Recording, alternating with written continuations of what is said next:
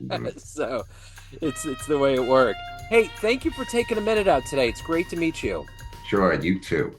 You got a wonderful story, and to begin our journey into your life, I want to begin with something I think we're all probably getting a little fatigued with, but it really made a big impact, which was COVID. How did you get through the pandemic period, and how did it change the way that you do things now? It was really, really difficult. For one, when COVID came, we had three boys at home, and school was then canceled for in terms of in-person school, and all three people were doing it virtually, um, which was difficult for at least one of them to concentrate trying to do it virtually. But in addition, I'm immunocompromised, so I had to be especially careful, but my wife still needed to go out and do the shopping and other errands. And unfortunately, on at least one occasion, she caught COVID, brought it home, and I caught it. Um, and when I caught it, it was shortly after our van had been in an accident, and I didn't have transportation Wow. to get to the hospital. So we walked a couple of miles to the hospital to get an infusion for me to be treated for COVID. And that helped a lot. Unfortunately, my symptoms were not really terrible. And my wife got over it too, fortunately, fairly quickly.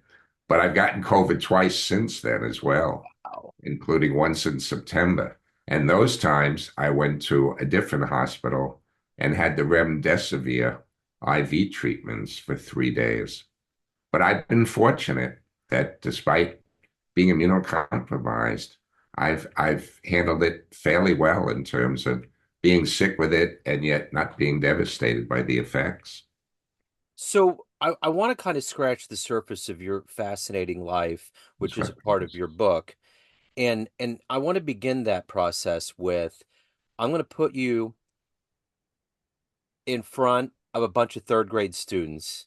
It's career day. And one of the kids is curious and they're like, "Hey, what do you do for a living?" What's your answer?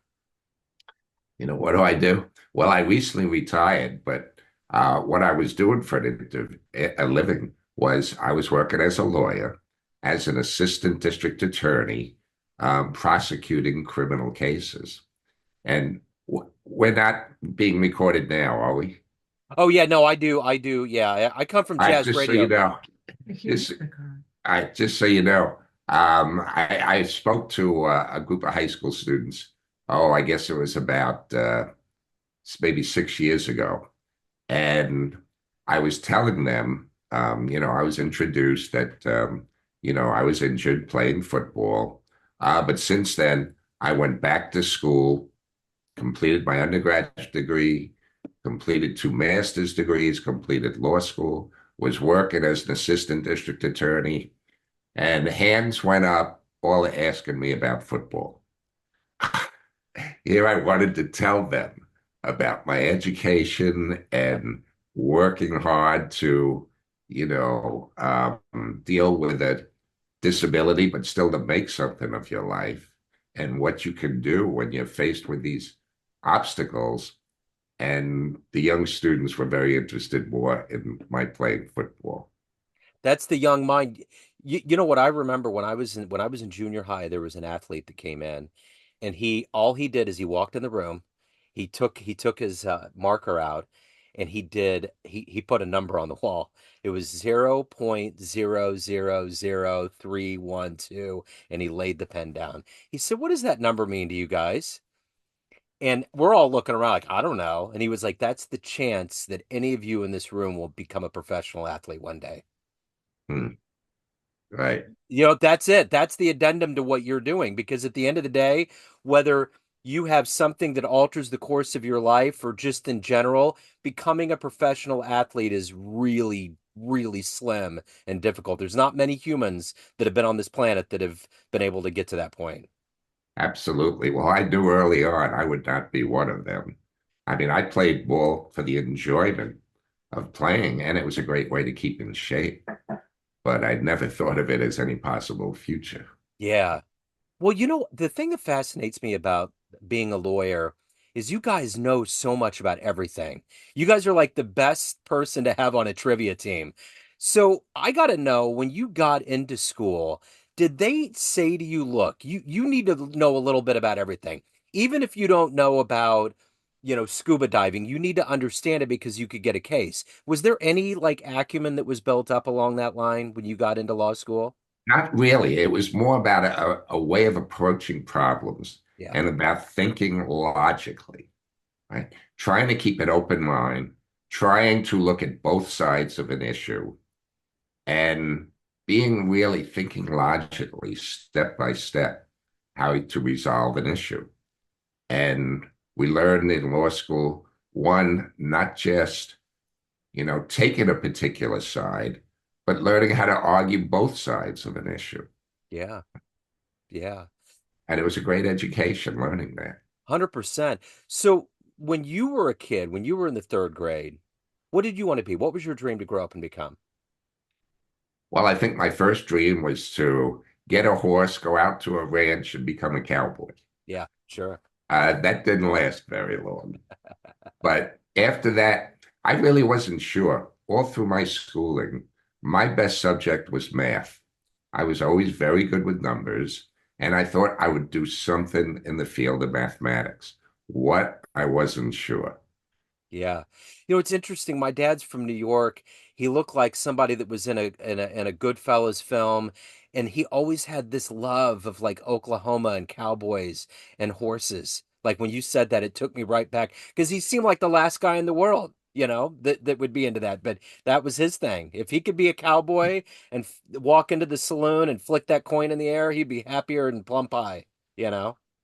So, um, it's interesting. So I'm curious, you've had to overcome a lot in your life to get to where you're at right now. Take me back to your childhood and what were the foundational elements of integrity and this thirst for education and to overcome and to evolve into who you are today? Well, I face some unusual challenges really, really early in my life. Less than a month after I was born, my mother died. Wow. It was during the polio epidemic. She caught polio and died less than a month after I was born. Wow. And I have an older brother, Steve, who's 2 years older than me. He had polio at the time as well. But fortunately, his seemed to be confined to just his right leg.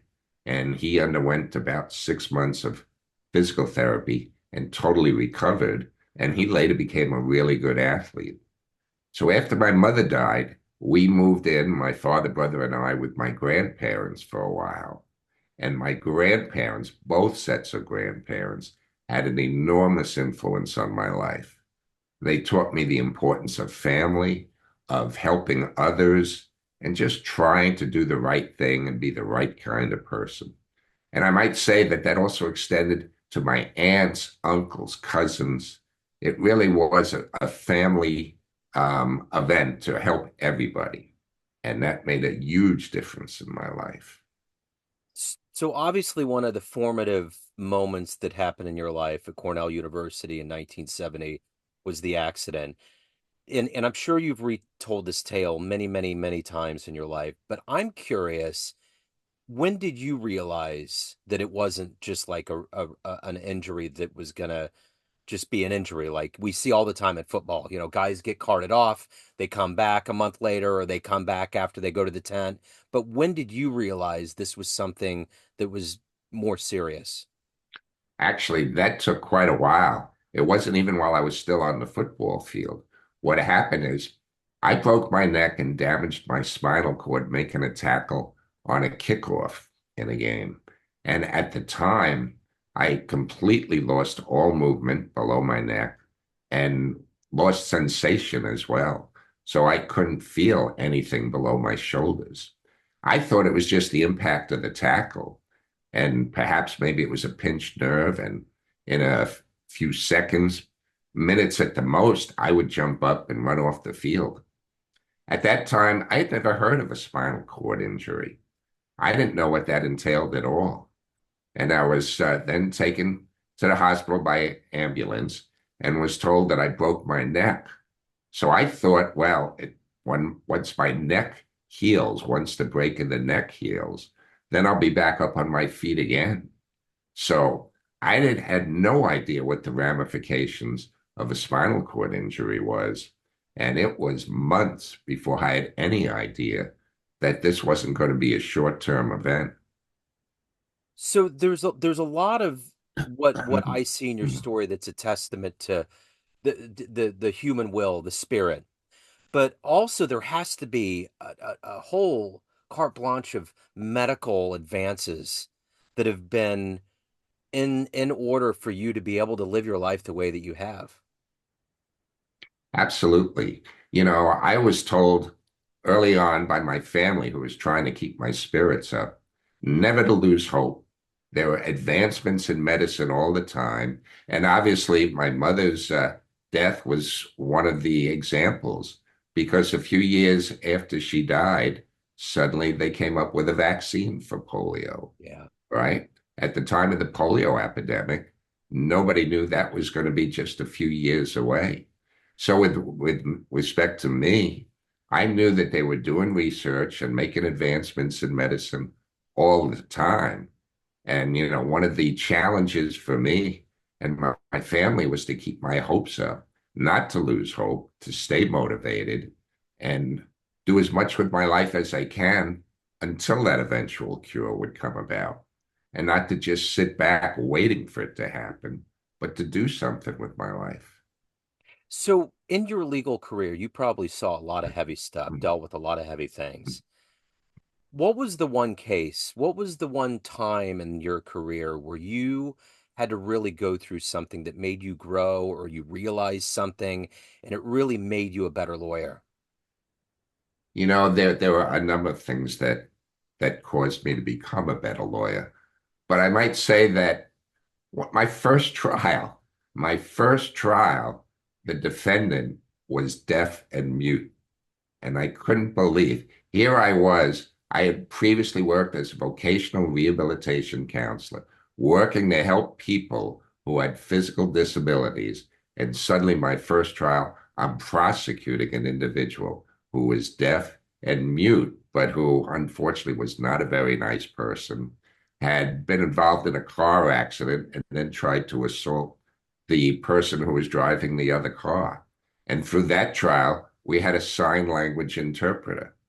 Wow. On my second trial, the defense put on a character witness, the defendant's father, who was a paraplegic in a wheelchair. And here I had to cross-examine someone in a wheelchair. So my first two cross-examinations in my legal career was somebody who was deaf and mute and someone who was a paraplegic. I couldn't believe That's wild. that's the way my career started out. And especially with all of the cases that you've been through in the life that you've led, the interesting thing to me is that sometimes I wonder, is is real life stranger than fiction? So after all of these years, your examples right there, what is stranger to you? The fact that life happens the way it does, or a book that's fictitious? When shortly after my injury, an individual suggested I write a book. And it took me quite a while to write it. In fact, I'd start, stop, start, stop. And it was over 50 years of working on the book before I completed it. And after I completed it, we were told you need to get a literary agent to help get a publisher.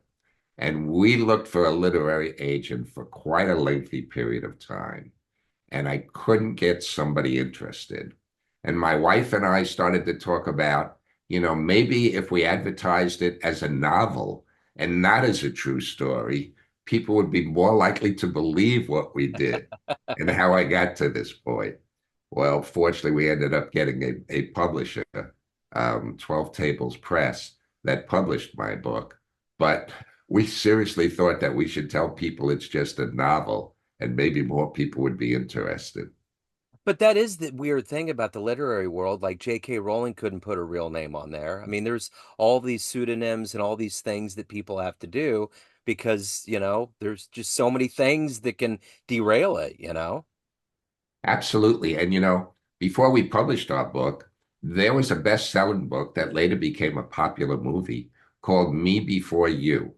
And that was about a fictitious person who had a spinal cord injury, was very depressed and not doing much with his life, hired a female caregiver, and you see their relationship develop and advance from just caregiver to one where they're attracted to each other.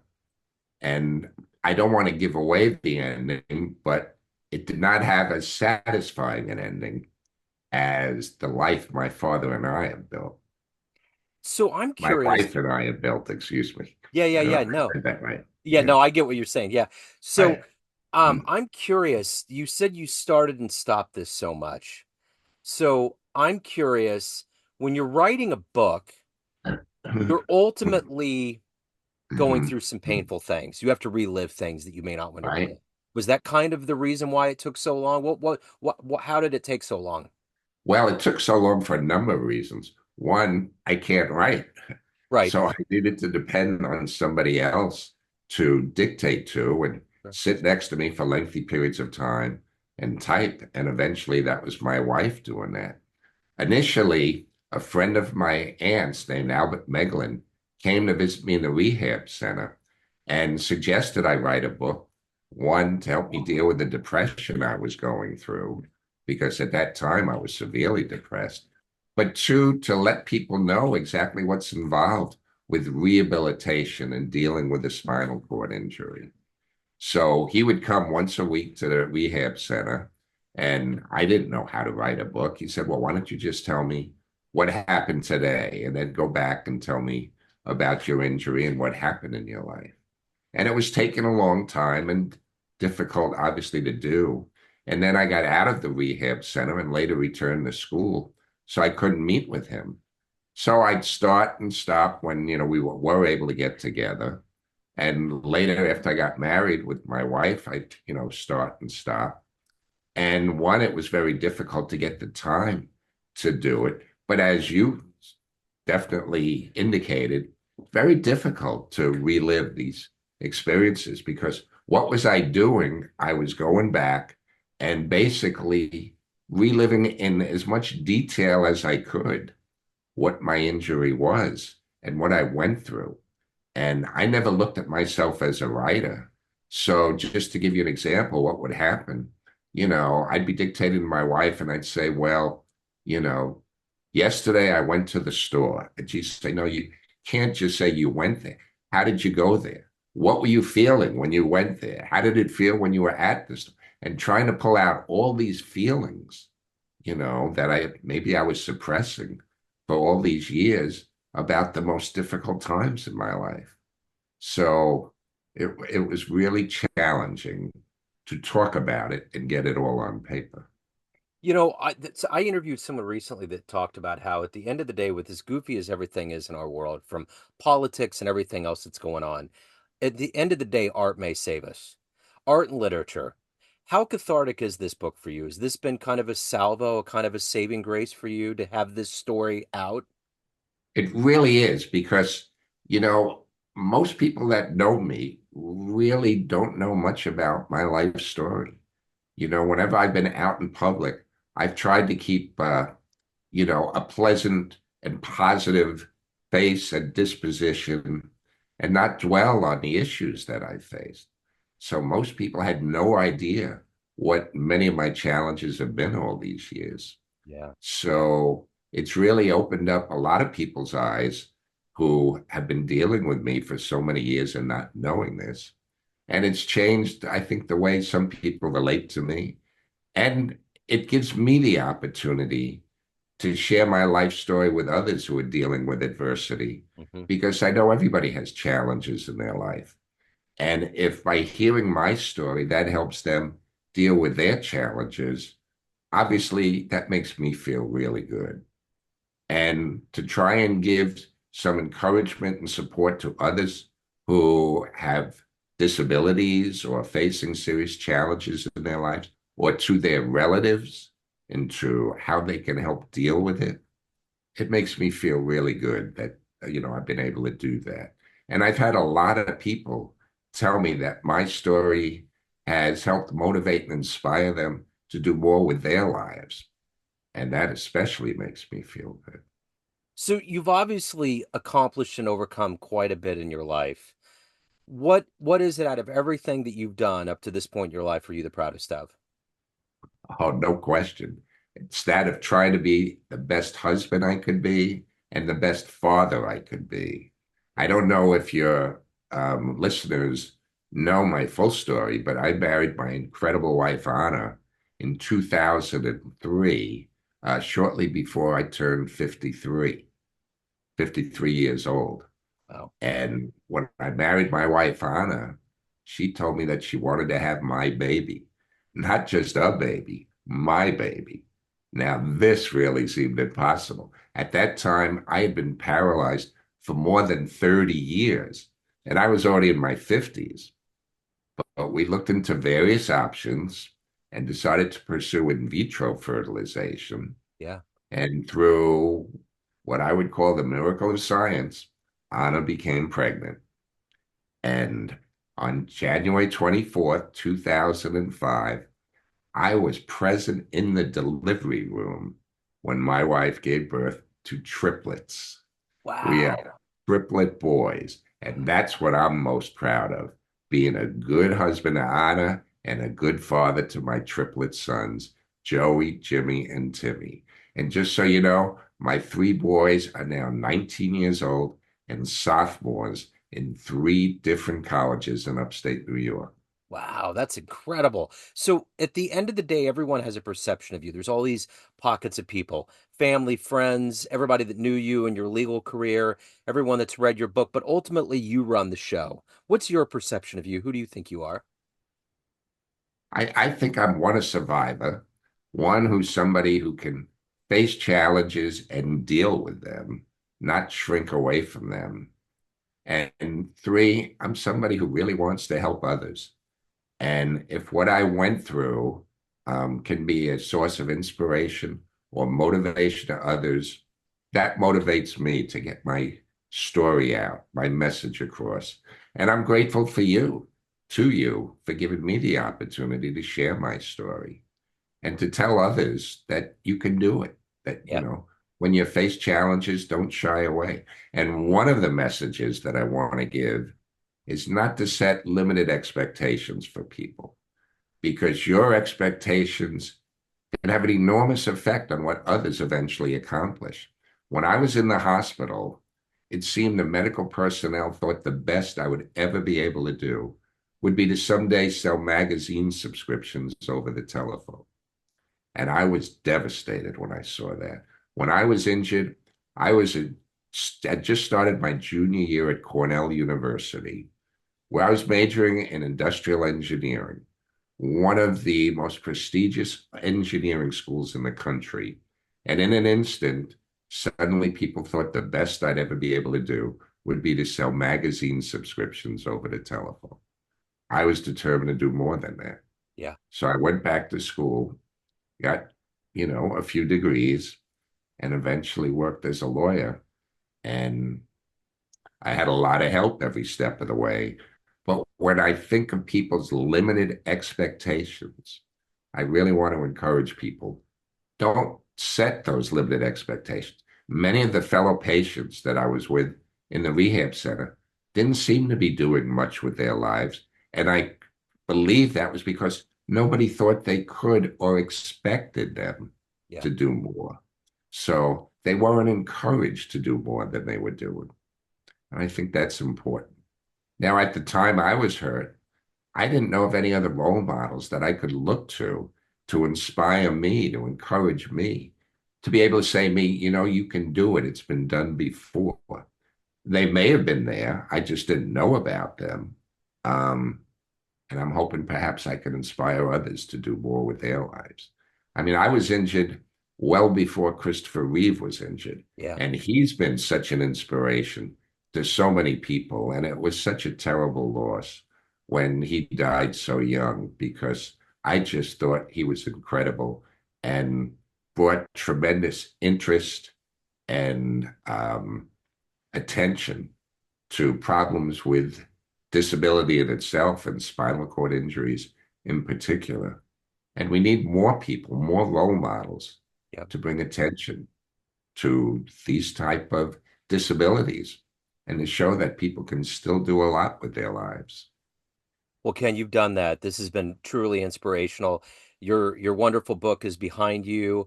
I've dreamed of things that never were. If anyone wants to pick up a copy, they feel inspired and they want to reach out. Any of the good business in your world, where can they go? Thank you. Well, one, they can visit my website, which is kenkunken.com, and that'll tell you exactly how to order the book. But briefly, I can tell you you can get it on Amazon. And if I might share with you how I came up with the title of the Yeah, book. sure. While I was still a patient in the rehab center, I was asked to testify before a United States Senate Health Subcommittee chaired by Senator Edward Kennedy. And 8 days after my testimony, Senator Kennedy sent me a glass paperweight in the mail that had an inscription on it that the senator said his late brother Robert Kennedy liked very much. And the words on that inscription have always been very inspiring to me.